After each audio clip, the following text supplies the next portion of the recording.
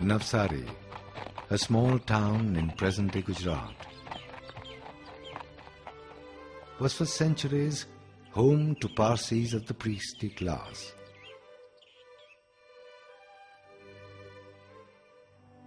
Who kept alight the sacred fire and preserved a tradition of asceticism. Of the several families that stayed there, one Bairam adopted the name Tata, which literally meant one who is hot-tempered. In the year 1839, on the 3rd of March, a boy was born into the family who was named Jamsetji Nasarwanji Tata. The boy was initiated into the various rites of his religion. He served his novitiate, and his name was inscribed among the priestly records. When he was 13, his father took him to Bombay and admitted him to the Elphinstone Institution. In the year 1856, Jamsetji joined the Elphinstone College, where he received a liberal education and acquired a love for reading, which lasted throughout his life. While still a student at the college, Jamsetji had a narrow escape from death. His study in his home was in an attic tower, very close to a rattling tile roof. During one terrific cyclone, his father rushed up from the floor below, insisting that Jamsetji leave the house. The son obeyed and came down to the street filled with an excited and shrieking crowd. Suddenly, the nook he had occupied was torn away by the force of the wind and came crashing down at his feet. In 1858, Jamsetji Tata passed out as a Green Scholar from the Elphinstone College, then the equivalent of a degree. He had intended to follow one of the learned professions and entered for a time a solicitor's office. But, fortunately for Indian industry, necessity compelled him to go into business. In 1859, Jamsetji entered his father's firm, Nasarwanji and Kalyan Das.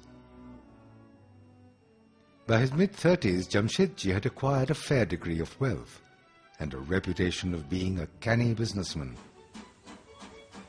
He was planning a major investment in textiles and chose Nagpur to set up a mill, to the dismay of many who felt Bombay was the obvious choice. But Jamsetji knew Nagpur had easy reach to raw cotton, was amidst a profitable market, and both coal and water were abundantly available. He struck a good bargain for a piece of marshy 10-acre land from the Raja of Nagpur and filled it up with earth to start operations. A local banker who had refused to invest in the mill later said, Mr. Tata had put earth into the ground and taken out gold. On the 1st of January 1877, the Empress Mills started operations. With the help of James Brooksby, the technical expert with the mill, he adopted the innovative ring frame technology even before it was extensively used in England. The move doubled the production, share values zoomed, and Jamsetji's reputation as an astute industrialist was firmly established. Jamsetji was a benevolent employer, and his ideas were well into the future. He offered his people shorter working hours, well-ventilated workspaces, good living conditions, performance incentives, provident fund, and gratuity long before they were made mandatory in India and the West. This stocky man with a gruff voice was full of wit and humor.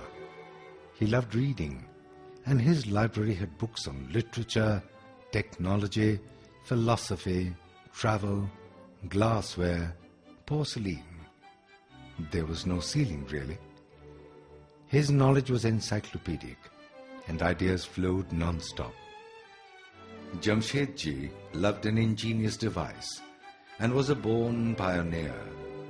When the cinematograph first appeared, he acquired one at once. His carriages were the first to be fitted with rubber tires, whose silent progress amazed the crowd on the streets. As far back as 1901, he was seen driving a motor car in Bombay, which used to have frequent breakdowns, adding an element of adventure in the excursions. All his purchases were made not so much for himself as to let India know of the developments happening across the seas. Sir George King, chief curator of the Botanical Gardens in Calcutta, acknowledged after a chance meeting that he had actually learnt something on plants from Jamshedji. Jamshedji loved Bombay. The kindly face, the snow-white beard, and the Parsi pagadi were a familiar sight at the seafront, taking early morning walks. By the end of the 19th century, Bombay had started paying the price for heavy industrialization. Soot and grime from the textile mills were polluting the city. Jamshedji began working on a new project to supply hydroelectric power for a clean and smokeless city. Only 2 mill owners agreed to tap the power, but he still went ahead with it. What mattered to him most was that Bombay needed it. Once Jamshedji was invited to dine at a fine city hotel by a foreign friend. When he walked in with his host, he was accosted by a supercilious hotel manager with the infamous line, "We don't allow Indians in here." Jamshedji chose to reply carefully to this insult. He spent 3 lakh pounds to build the Taj Mahal Hotel, one of the finest in the world. Many called it Tata's white elephant, but as far as he was concerned, Bombay needed a world-class hotel where Indians would be treated without discrimination. It was the first building in Bombay to be lit by electricity. Jamshedji's vision of philanthropy was almost radical. He believed that creating opportunities for people would help fight poverty. He felt it was important to support the talented and created a special fund to send students to go to England for higher studies. Later, these thoughts translated into his vision for the Indian Institute of Science. He left half his wealth, amounting to 30 lakh rupees, to set up the institution which opened its doors in 1904. Stalwarts like the Nobel winner Dr. C.V. Raman, Dr. Homi Bhabha, and Dr. Vikram Sarabhai have headed this formidable place of learning. Jamshedji was an insatiable traveler. Right from the day he entered the world of business, he traveled across the world in his quest for fulfillment of his ideas and his schemes. When he was traveling on a ship to the US once, he had a chance meeting with Swami Vivekananda, who ignited in him the concept of Swadeshi and self-dependence. The industrialist and the ascetic struck a lasting friendship, and Jamshedji was to be a champion of Swadeshi all his life. It was in a tiny lecture hall in Manchester in 1869 that Jamshedji heard Thomas Carlyle's fiery words. "The nation which gains control of iron soon acquires the control of gold." From that moment onwards, the quest for iron and the search for the man who could help find it became an obsession with him. One late September, he set sail for America, and after weeks of perseverance, he arrived at the cluttered desk of one Charles Page Perrin, a globally acknowledged geologist and metallurgist. For a long time, the two gazed at each other in silence. "Are you Charles Page Perrin?" The metallurgist nodded. At last, I've found the man I am looking for. Jamshedji's communication was precise. I have spoken to Mr. Kennedy. He will build the steel plant wherever you advise, and I will foot the bill. Will you come to India with me? Perrin was so dumbfounded, struck by the character, the force, the kindliness that radiated from Jamshedji's face, that all he could mutter was, "Yes, yes, I will go with you."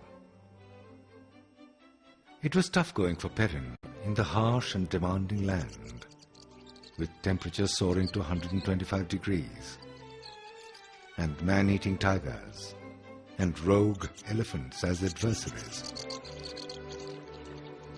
His team eventually struck what could perhaps be 3 billion tons of iron ore in the hills of Guru Mahisani in the Chota Nagpur district, situated within 150 miles from Calcutta.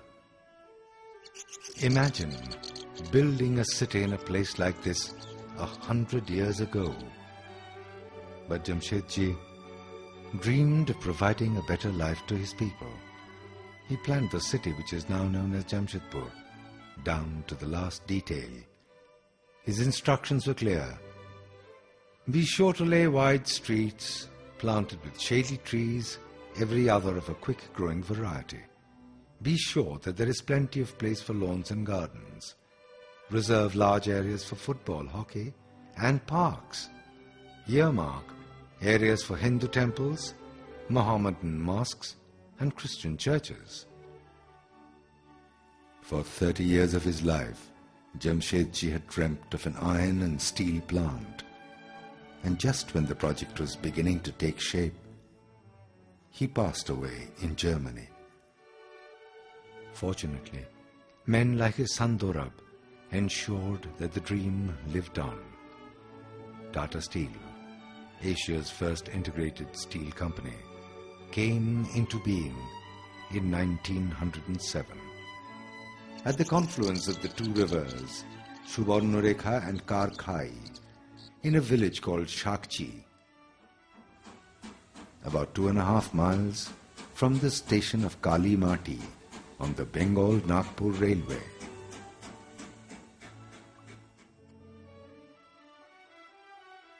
Jawaharlal Nehru, the first Prime Minister of independent India, had observed, "When you have to give the lead in action, in ideas, a lead which does not fit in with the very climate of opinion, that is true courage, physical, mental or spiritual, call it what you like. And it is this type of courage and vision that Jamshedji Tata showed, and it is right that we should honor his memory and remember him as one of the big founders of modern India."